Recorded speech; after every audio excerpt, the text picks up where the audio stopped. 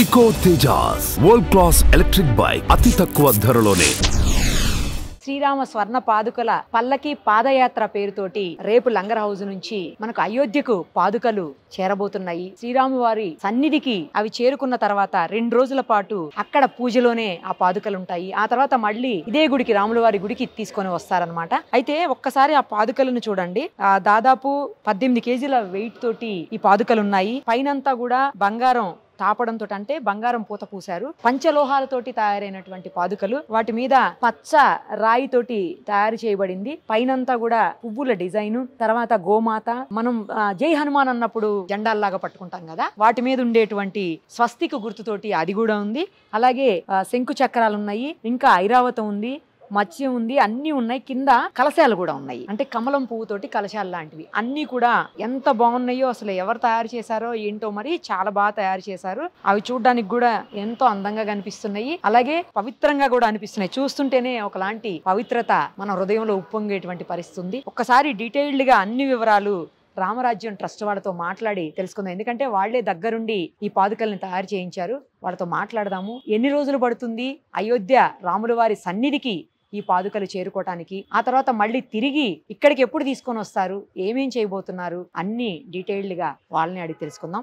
పదండి. సంఘం మఠానికి 18వ మఠాధిపతిగా ఉన్నటువంటి మహంత్ రాహుల్ దాస్ బాబాజీ ప్రస్తుతం మనతో పాటు ఉన్నారు. ఒక్కసారి ఆయనతో మాట్లాడదాం. ఎందుకంటే హైదరాబాద్ నుంచి పాదుకలను ప్రత్యేక పల్లకిలో అయోధ్య వరకు తీసుకువెళ్ళనున్నారు. ఈ నేపథ్యంలో ఆయన ఏం చెప్తారో ఒక్కసారి ఆయన మాటల్లోనే విందాం.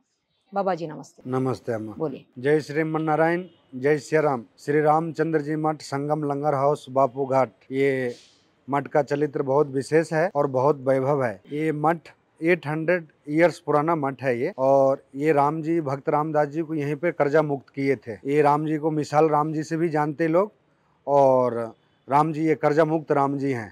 इस मठ के तरफ से और रामराज फाउंडेशन की तरफ से इन लोग ने यहाँ पे ये जगह सेलेक्ट की है, और राम जी का पादुकम यहीं से ही अयोध्या पैदल यात्रा हो रहा है। ये पूरा भारत वर्ष में ये राम अयप्पा माला डालते, दुर्गा जी के माला डालते, हनुमान जी की माला डालते, लेकिन ये पूरा वर्ल्ड, हाँ शिवा माला डालते, लेकिन ये पूरा वर्ल्ड में ये फर्स्ट टाइम राम दीक्षा हो रहा है। लेकिन ये राम दीक्षा राम जी के संगम मठ से ही प्रारंभ हो रहा है। 11 तारीख को हमारे रामराज फाउंडेशन की तरफ से सब माला धारण किए, और कल दिन 17 तारीख को कल सवेरे 8 बजे राम जी का पादुकम का पूजा है 10:30 बजे तक।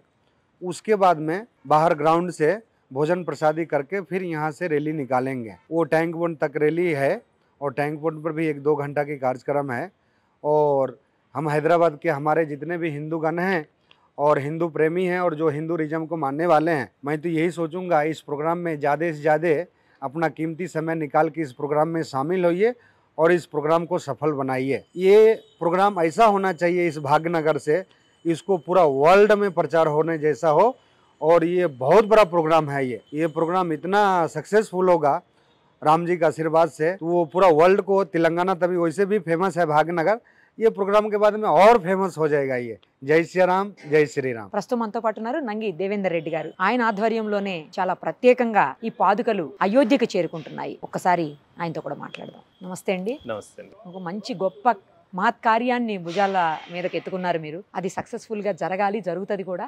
ఎందుకంటే అయోధ్య రామ మందిరానికి సంబంధించి ఏ కార్యక్రమం అయినా కూడా అప్రతిహతంగా ఎక్కడ అవిఘ్నంగా కొనసాగుతూనే ఉంది, ఏ విఘ్నము లేకుండా. ఇక్కడి నుంచి తీసుకువెళ్లాలని ఈ పాదుకలు ఎక్కడ చేయించారు, ఎందుకు చేయించారు, ఇక్కడి నుంచే తీసుకెళ్లాలనే సంకల్పం ఎందుకు వచ్చింది అసలు మీ అందరికి? ముందుగా సుమన్ టీవీకి ప్రత్యేక కృతజ్ఞతలు. జై శ్రీరామ్, జై భారత్. అయితే ఈ కార్యక్రమాన్ని చేపట్టడానికి గల కారణాలు ఏంటంటే, రామదీక్ష అని ఒక కార్యక్రమాన్ని మనం ప్రవేశపెడుతున్నాము. రామదీక్ష అంటే అన్ని దీక్షలు, మాలలు చాలా ఉన్నాయి.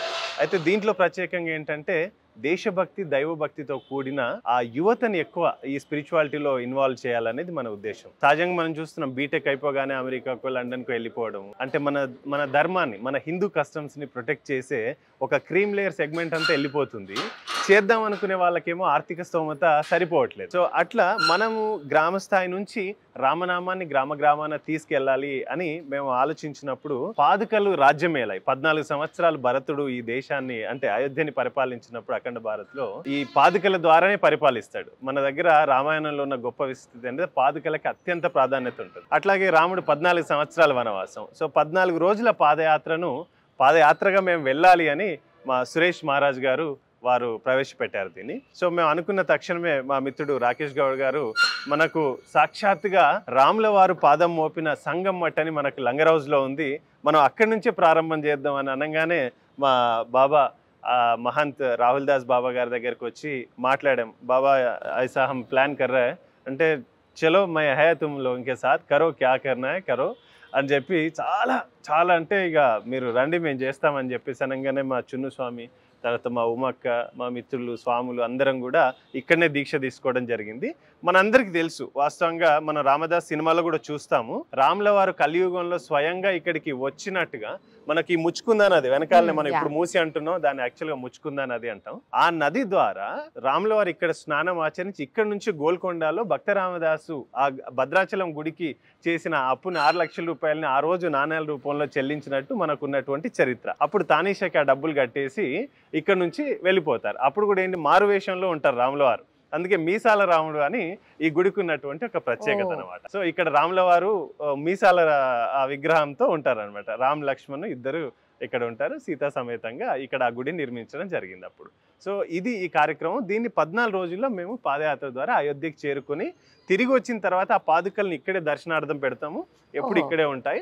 ఈ పాదుకల్ని ప్రతి శనివారం, ఆదివారం పండగల విశిష్టతలప్పుడు రామనామాన్ని గ్రామాన తీసుకెళ్లాలన్న సంకల్పంతో మేము ఈ తెలంగాణలో ఉన్న దాదాపు 13,000 గ్రామాలని మేము కవర్ చేసే ప్రక్రియలో మా రామరాజ్యం ఫౌండేషన్, సెంట్రల్ ట్రస్ట్ ఈ రెండు కూడా అలా ఒక కార్యాచరణ రూపంగా ముందుకు దాల్స్తున్నాయి అన్నమాట. అయితే ఈ పాదుకలు తీసుకువెళ్ళి అక్కడ స్వామివారికి దగ్గర పెట్టేసి మళ్ళీ తీసుకొస్తాం. అయితే పాదుకలు చాలా మంది తీసుకెళ్లారు గతంలో కూడా, కానీ ప్రత్యేకంగా పల్లకిలో పెట్టుకొని తీసుకెళ్ళడం అనేది ఇది తొలిసారి. అంటే బహుశా భరతుడు కూడా పెట్టలేదు అనేది మామూలుగా, కానీ ఇప్పుడు మనం కొద్దిగా డిఫరెంట్ గా ఆ గౌరవాన్ని ఇస్తున్నాం.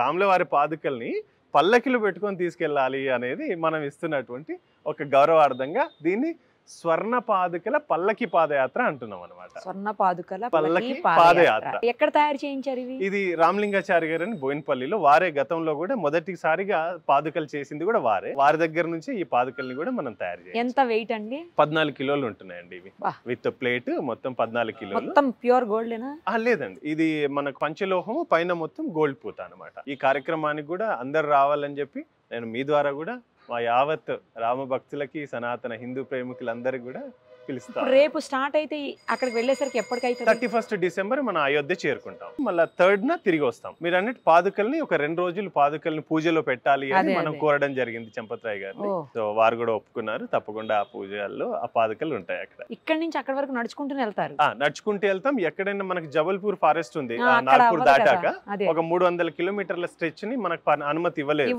దాన్ని మనం వెహికల్ లో వెళ్ళిపోతాం అవతలికి. ఆ రేవా వరకు మనం వెహికల్ వెళ్ళి, ఎందుకంటే అది wild forest, exactly wild forest, అందుకే అక్కడ అవకాశం రాలేదు మనకు. బహుశా ఎక్కడైనా రోడ్డు ఖాళీగా ఉంది అని అంటే మనం మామూలుగా వెహికల్లో పోయి గ్రామాలు, టౌన్లని ఎక్కువ సందర్శిద్దాం అనేది కూడా మా రాహుల్ బాబా గారు కూడా అదే చెప్పారు.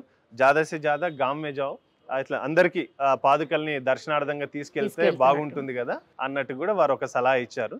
మేము వారి సూచనను కూడా మనం పరిగణలోకి తీసుకుంటున్నాం. వెళ్తూ ఉన్నప్పుడు ఆ పరిస్థితుల్ని బట్టి మనం కాస్త ఏదైనా చేంజెస్ ఉంటాయి. అదే ఎంతమంది అనుకుంటున్నారు? ఒక 200 మంది మన భక్తులందరూ రేపు జాయిన్ అవుతున్నారు. ఓన్లీ శ్రీరామ భక్తులు అంటే అబ్బాయిలు మాత్రమేనా దీక్ష తీసుకున్న వాళ్ళు? అమ్మాయిలు కూడా ఎవరైనా రావచ్చు అంటే చెప్పాము. వస్తున్నారా? అయితే ఏమనుకున్నాం అంటే కాస్త ఇది చలికాలము, అందులో కూడా నడక కదా, కాస్త ఇబ్బంది పడుతుందని ముందుగా అనుకున్నాం. మహిళల్ని కూడా స్వాగతిద్దామని. మళ్ళీ తర్వాత బాబా గారు అన్నారు, ఇది తీర్థయాత్ర కాదు, పాదయాత్ర, కాస్త మనం వాళ్ళని ఇప్పుడు కాకుండా నెక్స్ట్ ఏదైనా కార్యక్రమంలో ఇన్వాల్వ్ చేద్దామని చెప్పి మళ్ళీ రాహుల్ బాబా మాకు సూచన ఇచ్చారు. అప్పుడు మళ్ళీ చెప్పాం, బాబా అక్క ముందుండి వారే తయారు చేశారు యాక్చువల్ గా మహిళల్ని కూడా.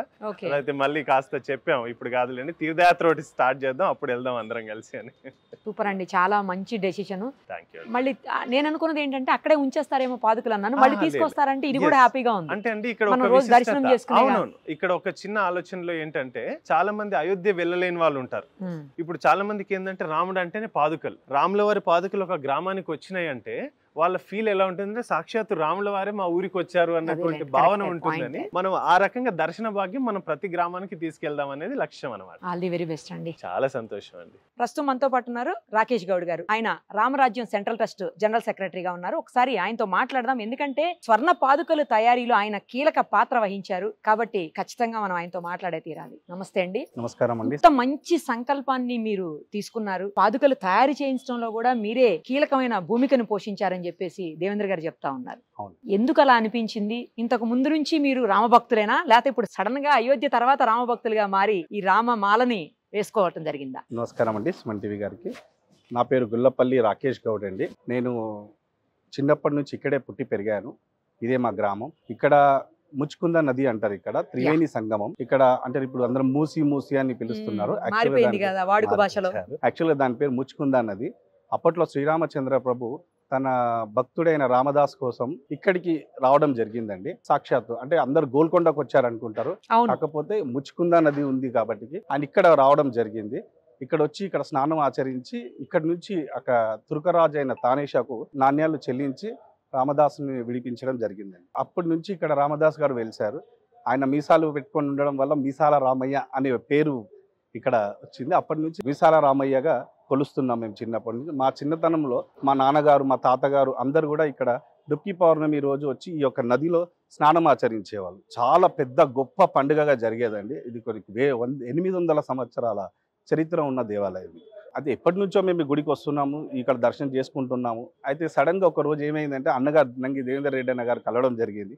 అన్న నేను రామరాజ్యం ఫౌండేషన్ అని ఒక సంస్థ ప్రారంభించానని చెప్పారు, ఇట్లా పాదుకలు తీసుకొని వెళ్దామన్నా అని చెప్పడంతో నేను చెప్పా, అన్న పాదుకలు ఎలాగో తీసుకెళ్తున్నాం కదా, చెక్క పాదుకలు కాకుండా మనం స్వర్ణ పాదుకలు తీసుకెళ్దామన్నా, మీరు ఒక్కరున్నారు కదా, మేము కూడా అందరం మీతో పాటు జత అవుతాం, మీతో పాటు చేయిలో చేసి అడుగులో అడిగేసి నడుస్తామన్నా, అందరం కలిసి చాలా గొప్పగా చేద్దాము. సాక్షాత్తు శ్రీరామచంద్రమూర్తి మా లంగర్ హౌస్కి వచ్చారు, ఆయన పాదం మోపిన ప్లేస్ ఉంది కాబట్టి అక్కడి నుంచే మనం ఈ యొక్క స్వర్ణ పాదుకలు తీసుకొని ఆయన జన్మస్థలం అయిన అయోధ్యకు వెళ్దామన్నా అని అడగడంతో అన్నగారు ఓకే అని ఇమీడియట్గా చెప్పారు. రాహుల్ దాస్ మహారాజ్ బాబా గారిని కలవడము, చున్నుబాయిని కలవడము, అక్క ఉమక్కని కలవడం, ఇక్కడ ఉన్న నాయకులందరూ పెద్దవాళ్ళని మేము అడగడంతో వాళ్ళందరూ అవునండి అని అన్నగారికి ఇంకా ఇన్ డీటెయిల్గా ఈ యొక్క చరిత్ర గురించి, ఈ యొక్క టెంపుల్ గురించి డీటెయిల్గా ఎక్స్ప్లెయిన్ చేసిన తర్వాత అన్నగారు ఇంకా నిశ్చయించుకున్నారు, లేదు ఈ పాదాలు తీస్తే ఇక్కడి నుంచే తీయాలి, ఎందుకంటే కలియుగంలో శ్రీరామచంద్రమూర్తి అడుగు పెట్టిన స్థలం ఇదే కాబట్టి ఇక్కడి నుంచే ఆయన పాదుకలు తీసుకొని అయోధ్యకి మనం పాదయాత్రగా